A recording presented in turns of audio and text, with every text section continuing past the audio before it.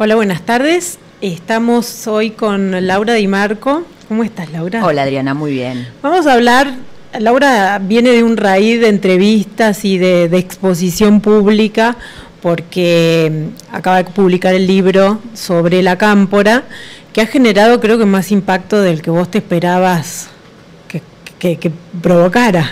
Sí, sin duda. Sí, primero, bueno, te digo, me encanta estar haciendo un living más íntimo con una colega y charlando como si estuviéramos en un bar, más relajada, sí. Y bueno, como las charlas que tenemos los periodistas por ahí cuando estamos en congresos o en reuniones charlando sobre el rol del periodismo en democracia, que me parece que también el libro pone sobre el tapete eso, ¿no? Eso te quería preguntar, porque me parece que ya se habló bastante de los personajes, el libro hace un perfil de los principales referentes de esta agrupación política, pero me parece que aparecen varias cosas que tienen que ver con cómo se maneja la información en estos tiempos, que por ahí pueden servir también para reflexionar. A mí me llamó la atención porque vos te metés con un tema del poder en un momento en donde, sobre todo las oficinas de prensa o las oficinas que son las encargadas o los funcionarios que son los encargados de rendir cuenta a la ciudadanía,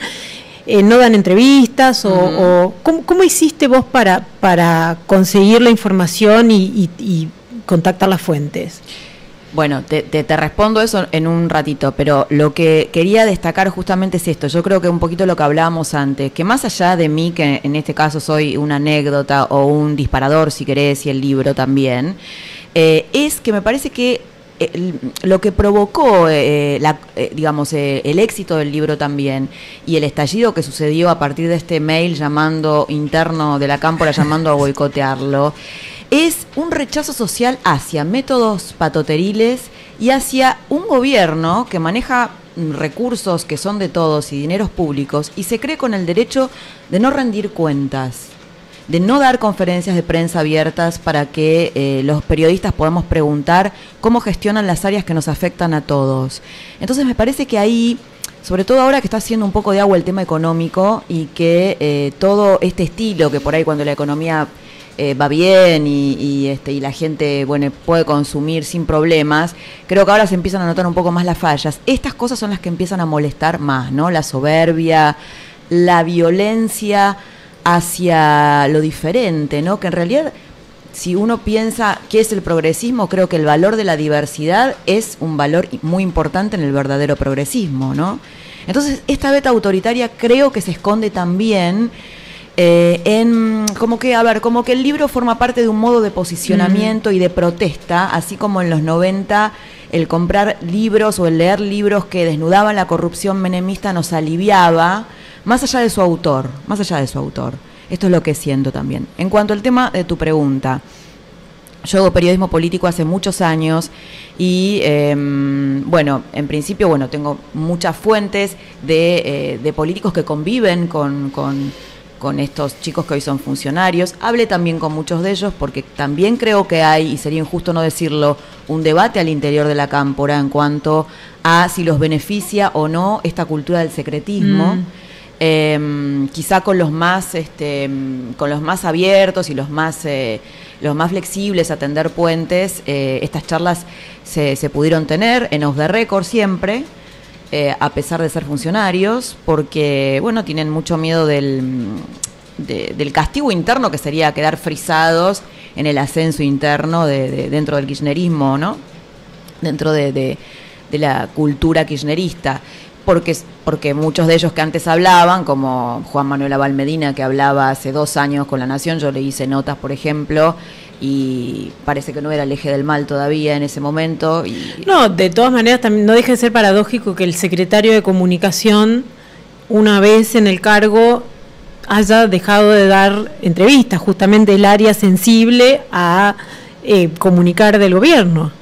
Sí, me parece que él, digamos... entrevistas, conferencias, dar respuestas más allá de las que salen de las gacetillas oficiales. Sí, dar respuestas, por ejemplo, cómo distribuye la pauta oficial, ¿no? Que es, en definitiva, con el dinero de todos. Porque también en esta confusión que tiene el kirchnerismo entre el gobierno y el Estado, parece que el ingreso universal por hijo o las pensiones o las computadoras es algo que le da Cristina a la gente, y la realidad es que se las da con nuestro dinero. Entonces, ¿por qué no podemos preguntar qué hacen con nuestro dinero, ¿no? Me parece que esto pone un poco... Y en el caso del libro, por ejemplo, Abal Medina te dio entrevistas, ¿tuviste algún comentario de parte de él? Mira, yo con Abal Medina había hablado mucho antes de que él descubriera que el no dar, digamos, el hacerse el duro con los medios, posición que no tenía hasta hace muy poco, lo beneficia a los ojos de Cristina Kirchner, y eso le sirve para la construcción de su propio poder, pero que la verdad que no es un valor muy democrático, ¿no? Me parece que le sirve para crecer, recostado a Máximo Kirchner, que es una figura importante dentro digamos, es una figura importante para recostarse y poder construir un poder propio dentro del kirchnerismo. Evidentemente no es bueno para la sociedad que quiere saber estas cosas. Ahora, esto de la cultura del secretismo me parece que es un preconcepto que no ha sido suficientemente demostrado, el valor del secretismo, porque de hecho me parece, sin ir más lejos, debido es una persona que no ha dado declaraciones públicas y ante una crisis sale a dar una pseudo conferencia de prensa, estas que no admiten preguntas, y de pronto es como que todo ese secretismo se desmorona frente a una persona que se muestra en público nerviosos, o sea, y me parece que en el caso de tu libro pasa algo parecido.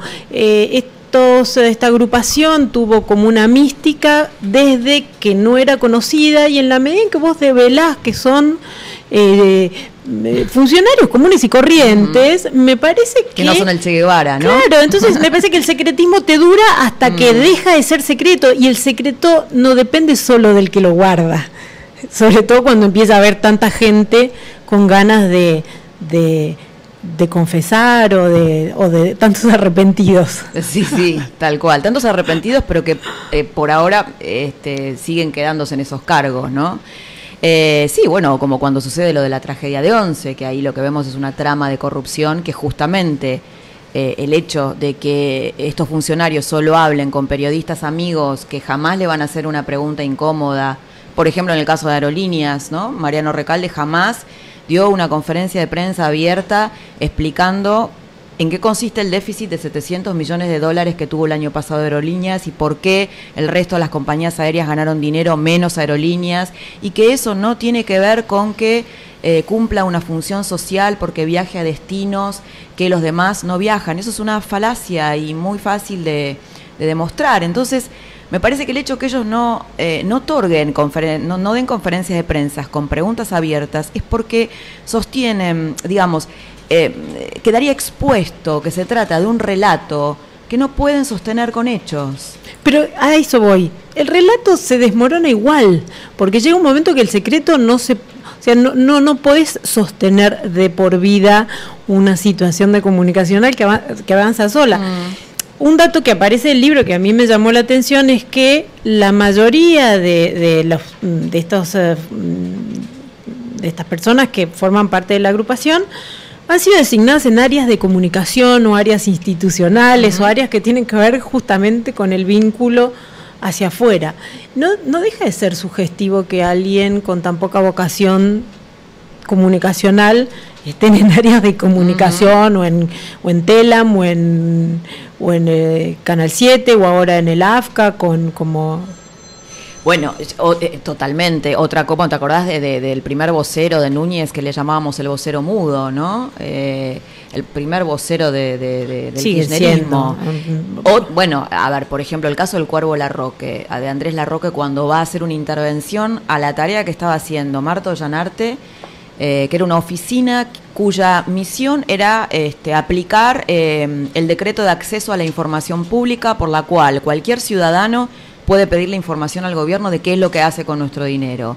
Mandar esa intervención, yo en el libro pongo, es como, no sé, decirle a un bulímico que controle la distribución del dulce de leche, una cosa así, porque realmente el Cuervo Larroque lo que fue ahí es a taponar la información. O sea, Bueno, vos ahí contás que se deshabilitó la página web, se bajó información. Claro, sí, la convirtió en una unidad básica. Kirchner creía, bueno, esta oficina, Marta Ollanarte, había sido llevada al gobierno del kirchnerismo por Alberto Fernández para transparentar la información, que es un concepto democrático y republicano por el cual cualquiera puede pedir, por ejemplo, no solo el tema de por ahí que a los periodistas nos interesa más, que es la pauta oficial o la composición de determinada empresa, sino, por ejemplo, si el gobierno, no sé, coloca una empresa al lado de tu casa y esa empresa puede ser contaminante y yo quiero tener información sobre eso, cualquier ciudadano podría pedir esa información. Bueno, la página que había hecho, digamos, Marta Ollanarte era elogiada por su tarea, porque realmente creo que avanzó mucho en esta cultura del secretismo en cuanto a desmontarla, había organizado reuniones en los municipios para que la gente pueda aprender prácticas democráticas con esto que llamamos la democracia de proximidad, que pueda exigirle a sus intendentes más transparencia en la información. Bueno, Kirchner interpretaba que desde esa página donde se comunicaba salía información para los enemigos del modelo en donde fueron colocados los medios. Entonces lo manda al Cuervo Larroque, a uno de sus hijos políticos, a tapar eso, ¿no? A frenarla ya a Marta Ollanarte. Con lo cual, lo que hace el Cuervo Larroque y los militantes de la Cámpora es lo que hoy podemos llamar mobbing laboral, baile, y le interviene la oficina. Va a su oficina y le dice, qué buena oficina, me la voy a quedar. A partir de ahora, bueno, cuando logra, le empiezan a intervenir los teléfonos, a volverla loca, ¿no? Realmente con prácticas de la cultura del autoritarismo. Me contaba a Marta Ollanarte que ella le pedía, después cuando se va Alberto Fernández, explicaciones a Aníbal Fernández, que era su jefe luego, y que le contestaba con la peor violencia, con el silencio. Esto me parece muy, muy significativo de lo que es la cultura del kirchnerismo y de la cámpora, que la expresa de una manera más dura, ¿no? A mí me causó, creo que hasta lo compartimos en un tuit, porque en varias partes aparece esta consigna remozada de los 70 de la vida por Cristina. Uh-huh. Y cuando vos le pedís una entrevista, alguien te dice, no me voy a poner en la boca del lobo, con lo cual parecía que dan la vida pero no pueden dar la cara, como que dar la cara es muy bueno que vos hiciste, sí. Ese es como, en mi barrio era al revés, dar la cara era lo primero que vos hacías para apoyar a un amigo. Uh-huh. Si vos tuvieras que abstraerte de esos personajes, ¿no? Y entender un poco esa sociología o la razón por la cual, digamos, un grupo así hoy tiene este lugar en Argentina, ¿a qué lo atribuirías? ¿No? También porque también tiene que ver con tomar las consignas que en los 70 significaban claramente otra cosa. Uh-huh. Sí, vos decís cómo ellos se piensan a sí mismos. Claro. Yo personalmente, y lo reflejo en el libro, yo creo que tiene que ver con, bueno, para ellos, yo pongo la estrella rockera, es la CLO, ¿no? El populismo, además de Cámpora, por supuesto. Y yo creo que ellos conciben realmente, y muchos lo creerán en serio y otros no. Bueno, hay otros que claramente saben que esto es una estrategia que les es funcional a la construcción del poder y que no es democrática, pero otros sí creen que, bueno, en el populismo, para explicarlo sintéticamente, existe un líder que encarna el equivalente de los intereses populares.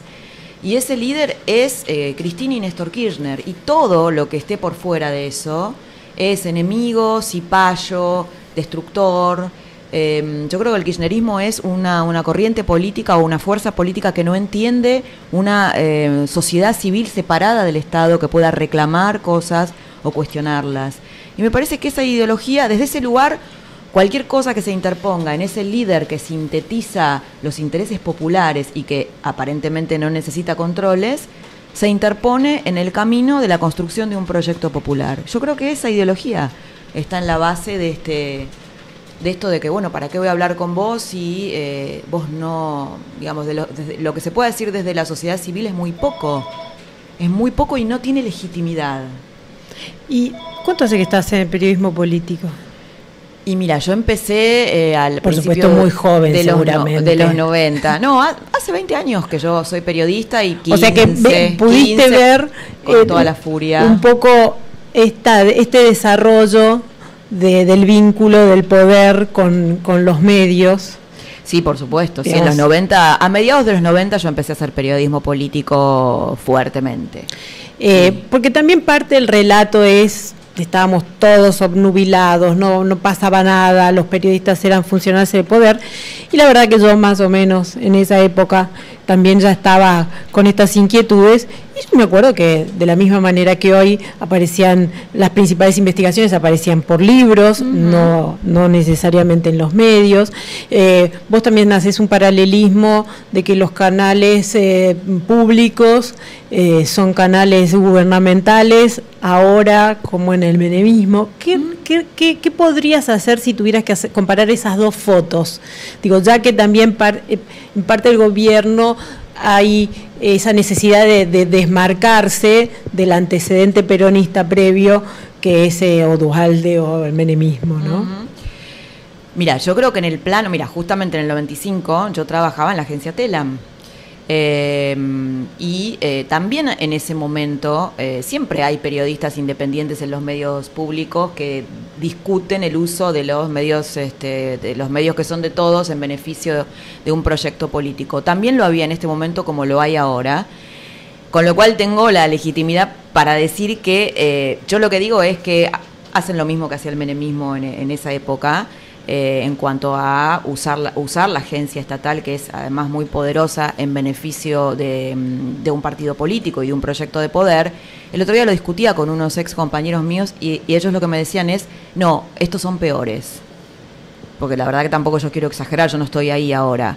Y me daban este ejemplo, en una agencia en donde el sueldo promedio, no hablamos solo de los periodistas que ganan mucho más, porque la agencia es enorme, tiene 800 personas, el sueldo promedio es de 6.000 pesos, hablamos también de los administrativos, que se haya hecho una asamblea de 300 trabajadores hace unos meses por censura y maltrato, me parece que dice mucho, ¿no?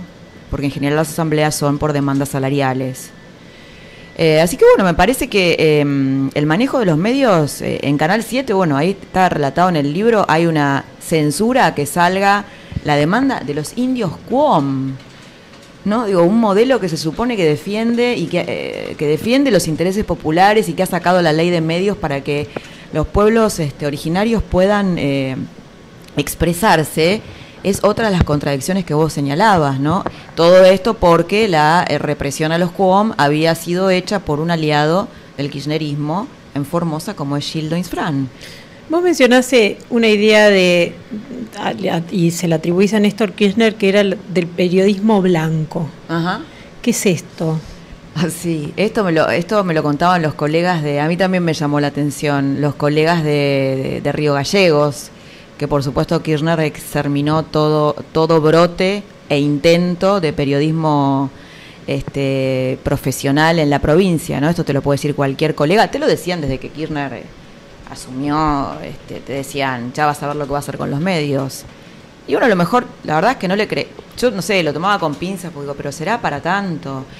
Bueno, el periodismo blanco esto me lo daban con el ejemplo de Canal 9 en Gallegos, que es el canal que va hacia toda la provincia y que es una herramienta que los Kirchner han utilizado para, como una herramienta política.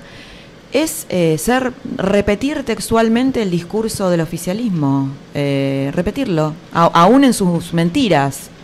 Esto es lo que le llamaba Kirchner, según los colegas, periodismo blanco. Y bueno, en una provincia vos sabés que es muy difícil, ya es muy difícil sostener un periodismo independiente a nivel nacional. Imagínate, bueno, en las provincias en donde la pauta oficial es muy importante, donde es muy difícil, todo está muy cerca. De hecho, bueno, nosotros en FOPEA, al foro al que bueno, pertenezco, todo el tiempo están denunciando cómo mucha gente en las provincias, por ahí hay uno solito, el otro día casi le rompen la cabeza a un colega, literalmente un botellazo, en Los Antiguos porque había criticado al intendente y tuvo que solo enfrentarse con una patota de los jóvenes K. ¿Por qué? Porque la mayoría de las radios de las provincias están financiadas por la pauta oficial, que es kirchnerista. Entonces, la verdad que es muy grave eso, ¿no? Ahora, también hay una paradoja que, viste, la historia la contás cuando termina también, y es que eso quizás ha funcionado en un momento, pero lo que te encontrás hoy en el balance es que son medios con un abultado financiamiento, pero sin lectores. Sí. O el caso de tu libro, la orden es no se lea, y eso opera exactamente con el efecto contrario. Es decir, la comunicación se vuelve impredecible. Vos entrevistás a Silvio Weisbord y él te planteaba la idea de que, bueno, lo que ocurre es que hay como monólogos paralelos en donde quizás, bueno, vos has discutido de tu libro en un montón de espacios, pero seguramente no te invitaron a hacerlo de ninguno de estos medios más alineados a la posición oficial, ¿o me equivoco? No, es totalmente así. Yo el otro día me comentaban, y lo comentaban en la editorial, que Víctor Hugo había tuiteado: yo no leo basura clarinista, ¿no? De este libro, que además, yo escribo en La Nación, pero este libro es mío, yo soy una periodista, no tuve ningún tipo ni de presión, ni de interés, vine en subte, yo digo, si la verdad me financiaran todos esos intereses, qué amarretes que son, ¿no?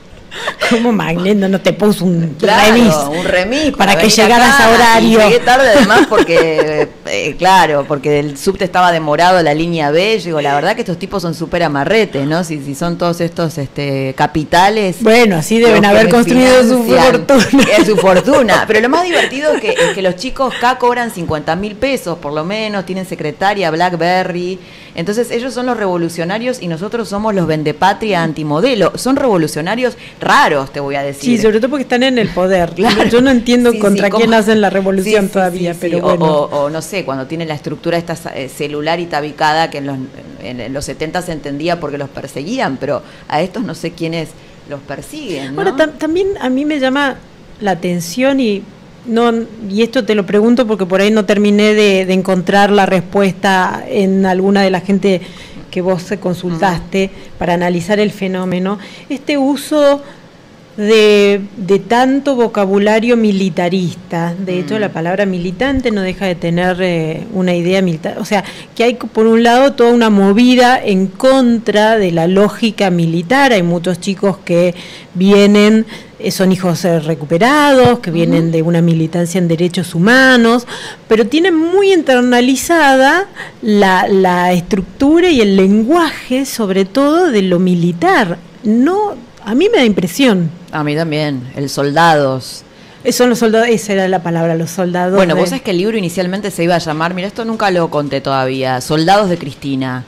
Y no se llamó así porque salió uno por la misma editorial que se llama Soldados de Macera. Entonces, bueno, evidentemente claro, no quería yo que, en principio me parecía, no quería conectar nada con eso, pero, y además, bueno, tampoco un mismo sello no va a sacar un libro con dos libros con el mismo título. A mí también me impresionaba Los Soldados, porque ¿quién va a hacer una batalla acá, no? Ellos, me parece que hay mucho de, sobre todo en hijos desaparecidos, ellos creo que tienen en algún punto la fantasía, y otra vez algunos sincera y otros con cálculo, porque no quiero meter a todos en la misma bolsa. Yo creo que hay muchos que realmente creen que esto es así, que el proyecto del kirchnerismo es la misma batalla que los padres libraban, pero por otros caminos y ayornada, y en esta época. Por ejemplo, la batalla contra los medios, ¿no? Que por ahí en los 70 no era algo que estuviera tan sobre el tapete, pero hoy, al no existir una oposición fuerte, creo que sí se pone en el centro de la escena, ¿no? Creo que además también es una locura, porque si los medios tenían alguna influencia, era mucho mayor en los 70 que ahora, en donde tenés mucho más desconcentrada las fuentes de información. Pero bueno, esa es una digresión, pero ahí hay como una restitución de una mística, te diría hasta inconducente, no sé. Sí, yo creo que el kirchnerismo es totalmente lo que decís vos. Además, ellos tomaron una movida bloguera que desde su lugar fue exitosa. Una respuesta creativa tuvieron en la batalla por la 125. Que además se convirtió en una fuente inesperada de información para vos. Además, eso además, pero digo... Contá un poco de eso, porque por ahí esto claro, lo entendimos nosotras, pero... no, claro, bueno, porque bueno, entre todas las chicanas y intentos de boicoteo y de bastardear el libro o de acallarlo, como vos decís, yo le mandé el libro a los colegas, a Eduardo Anguita, a Roberto Caballero. No es un libro anti-kirchnerista, es un libro que trata de abrir una polémica. Me parece que en un sistema democrático es interesante generar esos puentes. El silencio me dice mucho, ¿no? Con esto de los dos monólogos, o el ignorar un libro que es un libro periodístico y que en definitiva abre debates, y no abrir esos debates, a mí me dice mucho. Y me olvidé la pregunta, lo de las redes sociales. Que de pronto vos, ante el silencio de ellos, te encontrabas con infidencias que se compartían en Facebook o que se compartían en el blog, que de pronto se convirtieron en parte de la información que vos aportás al libro. Claro, bueno, porque algunos decían, bueno, pero a ver, si son tan impenetrables, entonces, ¿cómo lograste saber esto y lo otro? Bueno, lo que sucedió es que ellos, hasta por lo menos fines del 2011, activaban en las redes sociales y tenían reuniones políticas sin cuidarse. Y si vos conocías, yo en el libro hay dos periodistas que colaboraron y mucho en el libro y con un aporte muy valioso, y una de ellas es María Delia Pérez, que se metió exclusivamente a hacer una exploración en las redes sociales, porque yo tenía la convicción que había perlas, porque realmente consideraba que era una estrategia exitosa el haber respondido con los blogs y frente a al posicionamiento de los medios frente a las grandes batallas que había abierto el kirchnerismo. Digo, bueno, acá hay información y hay que meterse acá. Bueno, ahí revelaban muchísimo de su pensamiento. Por ejemplo, cuando Cristina Kirchner lo acusaba al colega de Clarín de nazi por pensar que había un gen montonero que se transmitía, y lo comparó con Mengele. Yo te puedo contar que, por ejemplo, Guado de Pedro o Norberto Werner, que es un director estatal en Telecom hoy, que es de Hijos, que es un chico de la Cámpora, dice: reivindico la experiencia Monto del 73 y el 76. Y lo escribe él en un blog de ellos. Ellos lo dicen.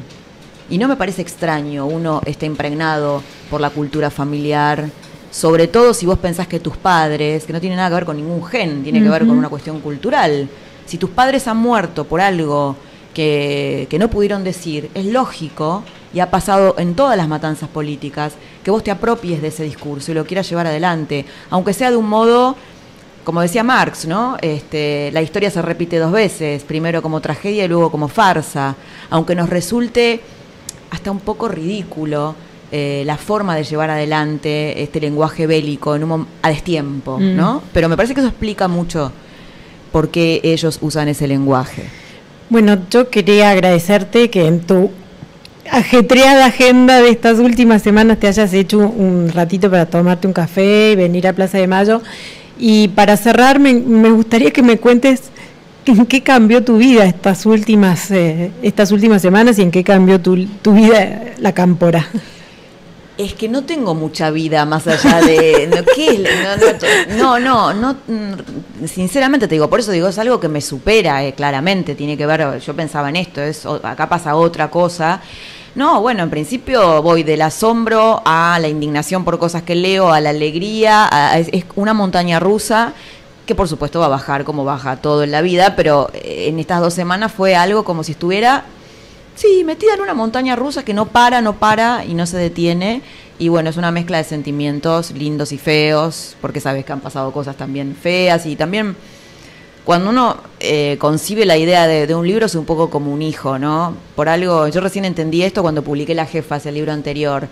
Un libro, un hijo, un árbol, y te atacan a tu hijo y vos saltás a la yugular, ¿no? Entonces paso por muchos momentos de mucha indignación. La mentira, la mentira, el prejuicio, yo siento que me la pasé remando toda mi vida, y es la verdad, como muchos de nosotros, la mayoría de nosotros, que trabaja con honestidad y muchas horas y por poco dinero. Entonces la verdad que inventen esa fantasía de Coppola y Spielberg juntas me enfurece, y por eso el libro también tiene la dedicatoria a mis colegas profesionales, a quienes considero parte de mi familia, porque yo siento que me crié en este medio, porque la reman todos los días y a veces tenés éxito y a veces no lo tenés. Entonces eso también me enorgullece, ¿no? Que bueno, que se pueda ver, que se pueda leer y que en este caso haya tenido éxito. Bueno, estuvimos con Laura Di Marco, autora de La Cámpora, que firmó el libro y firmó todo lo que dice y vino a dar la cara.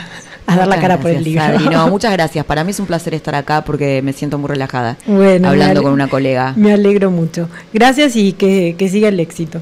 Gracias.